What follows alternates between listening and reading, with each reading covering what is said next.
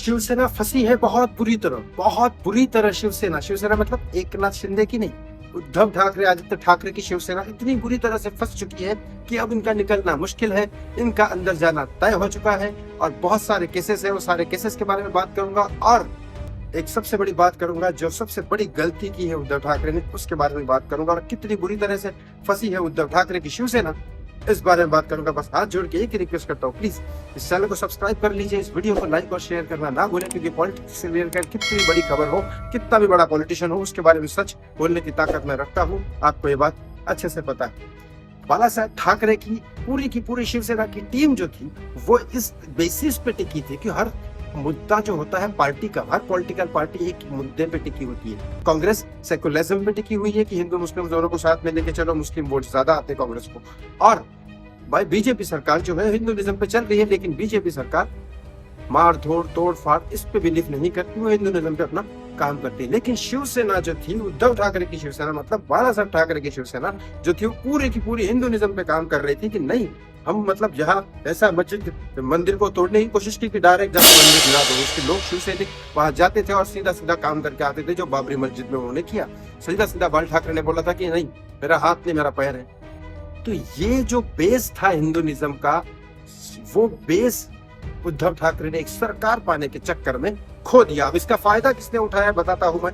आज बाल ठाकरे की कुर्सी पे कौन बैठने वाला है ये मैं आपको बताने वाला हूँ, और किस तरह से फंसी है शिवसेना, सुशांत सिंह राजपूत के केस, कोरोना स्कैम, सब कुछ के बारे में, और अब किस तरह से फंसी मैं बताता हूँ। इसके बाद यहाँ तक तो ठीक था कि उन्होंने कांग्रेस के साथ हाथ मिला लिया, लेकिन अब सीएम बनने के बाद उनको अब ये बात भी नहीं कर सकते मुस्लिम के खिलाफ। और सीधी सीधी बात है कि जहां पे भी ऐसा कोई कांड होता है, त्रिपुरा में एक कांड हुआ मस्जिद गिराने का, उसकी वजह से महाराष्ट्र में अमरावती में दंगे हुए, और उसी चक्कर में उद्धव ठाकरे ने सपोर्ट नहीं लिया हिंदुइज्म का।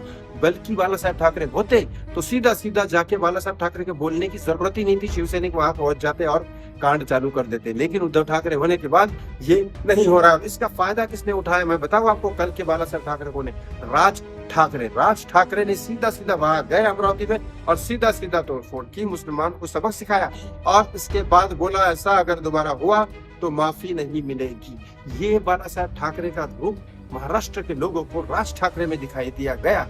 तो अब जो बाला साहब ठाकरे का जो बेस था शिवसेना का, वो राज ठाकरे अपनी तरफ लेके जा रहा है। वो मानता हूं मैं, मनसे में पहले सीटें आई थी, उसके बाद मनसे को वो राज ठाकरे संभाल नहीं पाए, अपने बोल बच्चन में और बाकी सारी चीजें गंवा दी। लेकिन अब ऐसा लगता है कि उद्धव ठाकरे की गलती का फायदा राज ठाकरे को मिलने वाला है, और इसके पीछे उसके बाद कई सारे स्कैम इनके ऊपर लग गए। बीजेपी सरकार को छोड़ने के पीछे सीबीआई, ईडी, एनसीबी इन सब के पीछे लग गई है, और कहीं ना कहीं आदित्य ठाकरे के ऊपर 4 केसेस है, उद्धव ठाकरे के ऊपर 3 केसेस है, संजय राउत के ऊपर 3 केसेस है। वो केसेस बढ़ते ही जा रहे, बड़े केसेस की बात कर रहा हूँ, और बढ़ते ही जा रहे, और किसी ना किसी दिन, जिस दिन अब ये शिवसेना की सीटें मिली है यूपीटी को, कैसे पता नहीं, लेकिन उद्धव सरकार को मिली है, या ईवीएम मशीन का घोटाला है या क्या है पता नहीं, लेकिन जो सीटें मिली है इस वजह से बचे हुए हैं। जिस दिन ये सीटें कम हो गई, उस दिन कब उठा के बीजेपी सरकार इनको अंदर डाल देगी कोई भरोसा नहीं है। जिस तरह से अनिल देशमुख को बाहर नहीं निकलने दिया जा रहा है, ये भी बाहर नहीं निकलेंगे। लेकिन ये बात 100% सच है